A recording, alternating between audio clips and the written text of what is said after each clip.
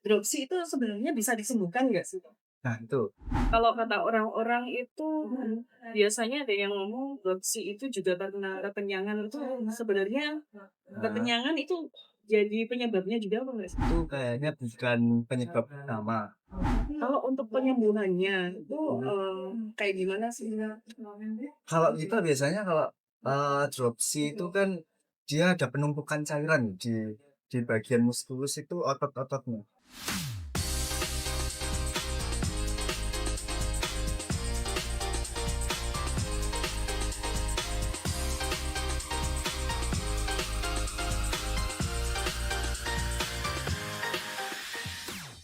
Hai sahabat Koi Nusantara, kembali lagi di channel Agro Koi Farm. Sebelumnya, Sis Agro sampaikan terima kasih dulu kepada Sobat Koi yang setia nontonin channel ini.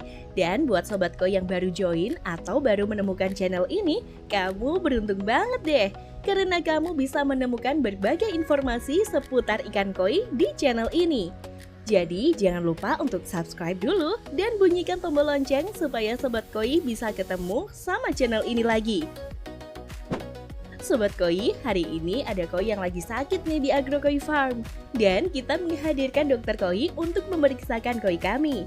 Kita juga berkesempatan untuk ngobrol bareng dokter koi loh. Jadi buat sobat koi yang ikannya lagi sakit atau pengen ikannya tetap sehat, tonton video ini sampai habis ya. Halo Sobat Koi, kembali lagi bersama Sis Agro di channel YouTube Agro Koi Farm. Di kesempatan hari ini kita kedatangan dokter hewan Mas Ilham ya. Kita mau ngobrol-ngobrol tentang seputar koi, mengedukasi mungkin kalau sobat koi itu biasanya kalau cuma beli koi udah gampang banget ya di sini tuh sekarang banyak banget penjual koi, tapi yang biasanya sobat koi keluhkan itu untuk perawatannya. Banyak sekali sobat koi itu yang masih bingung gitu untuk perawatan seputar ikan koi. Nah, kita datangkan Dokter Ilham untuk mengedukasi kita untuk memberikan mungkin masukan-masukan kepada sobat koi. Langsung aja ya dok. Kebetulan hari ini juga Dokter Ilham tadi juga ngecek ya ada beberapa koi kita itu yang terkena penyakit. Dokter Ilham tadi ikannya agrokoism itu apa sih diagnosisnya kalau dari dokter? Kalau tadi itu ada ekor ya, dia itu, mengarah ke dropsy ya. Nah, soal dropsy sendiri itu sebenarnya memang bukan, penyakit primernya. Jadi kan sisi nanas ya namanya. Nah, jadi sisinya keluar kayak gitu. Nah, itu lebih ke penyakit sekundernya. Jadi penyebab utamanya itu bisa macam-macam. Bisa karena bakterial, bisa karena infeksi di ginjal, bisa karena sendelit ya kata kata orang-orang kayak itu bisa.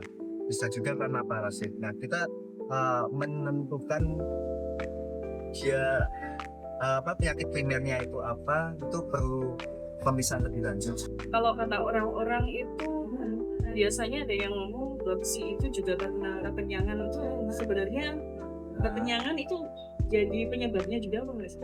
Kalau kekenyangan sebenarnya kalau kalau masalah kekenyangan itu kayaknya bukan penyebab utama. Kalau untuk ini biasanya malah kalau kekenyangan itu lebih ke masalah swing bladder. Oh, gitu. Jadi kan mungkin bisa goyang positif itu bisa. Iya, yang ikannya ngambang. Ngambang itu tuh karena bisa kekenyangan. Berarti kalau kekenyangan itu memang bukan penyebab dropsy ya? Enggak, kalau jobs itu emang ya tadi balik lagi kadang juga masalah di kelainan ginjal juga bisa.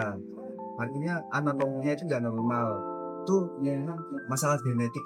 Untuk apa ini penyebab pastinya juga kita masih meraba-raba gitu.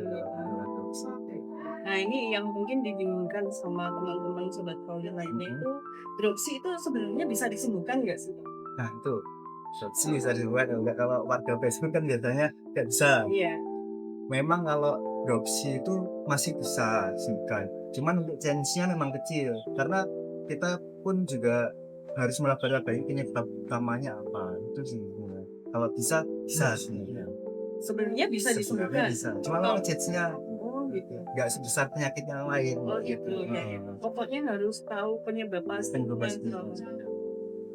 Kalau untuk penyembuhannya itu kayak gimana sih? Kalau kita biasanya kalau dropsy itu kan dia ada penumpukan cairan di bagian muskulus itu, otot-ototnya apa ya, dagingnya. Nah itu ada banyak cairan. Nah yang utama mungkin kita paling dasar itu kita kasih antibiotik, karena kita nggak tahu ya untuk dia masalah bakteri atau apa. Biasanya juga tadi kan ada ruam-ruamnya. Ruam itu biasanya kebanyakan di bakteri. Terus yang kedua itu biasanya pakai anti radang. Nah itu anti radang itu biasanya kita kasih sama diuretik. Nah diuretik itu fungsinya sebenarnya untuk mengeluarkan cairan-cairan yang terperangkap di muskulnya tadi. Nah itu bisa juga pakai garam ikan. Kita pakai metode osmosis. Jadi kalau garam ikan biasanya dosisnya 1000 liter per 5 kg 1000 liter. Tapi mungkin teman-teman yang punya ikan bisa disesuaikan juga. Oke dok, ini pertanyaan terakhir. Ini mungkin buat sobat koi, ada nggak tips buat perawatan buat kesehariannya? Oke, kalau perawatan keseharian ini yang paling utama ya, karena memelihara ikan itu balik lagi. Kita sebenarnya yang kita pelihara itu bukan ikan, tapi lebih ke air.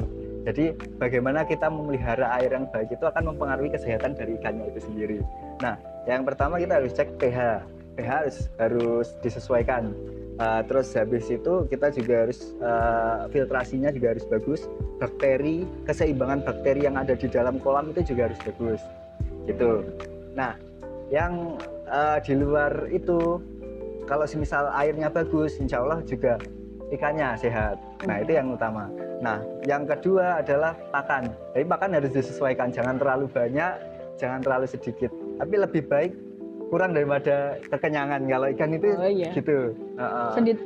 Sedikit tapi sering nggak apa-apa. Bagus itu sih nggak apa-apa. Yang penting jangan terlalu banyak. Karena kalau sisa pun itu nanti bisa jadi amonia. Amonia itu juga nanti bisa ngerusak kesehatan juga. Gitu.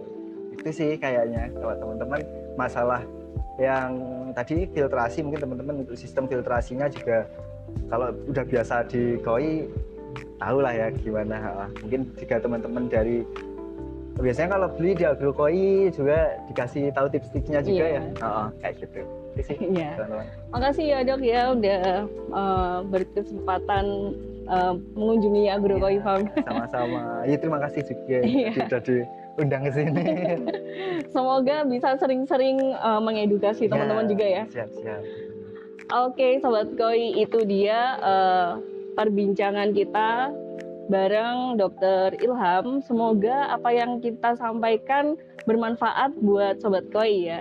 Dan kalau sobat koi punya masalah tentang ikan koinya, jangan sungkan-sungkan buat konsultasikan sama tim Agro Koi Farm atau ke dokter hewan terdekat. Segitu aja konten kita hari ini. Jangan lupa like, subscribe, dan follow. Ya. Sampai ketemu di konten selanjutnya. Gimana Sobat Koi? Sudah tahu kan mitos dan fakta penyakit dropsy pada ikan koi dan cara merawatnya? Kalau masih bingung dan ingin tahu tentang perawatan ikan koi lainnya, tulis di kolom komentar ya. Jangan lupa like jika kamu suka video ini, share ke Sobat Koi lain jika bermanfaat, dan sampai jumpa di konten seru selanjutnya. Agro Koi, sahabat koi Nusantara.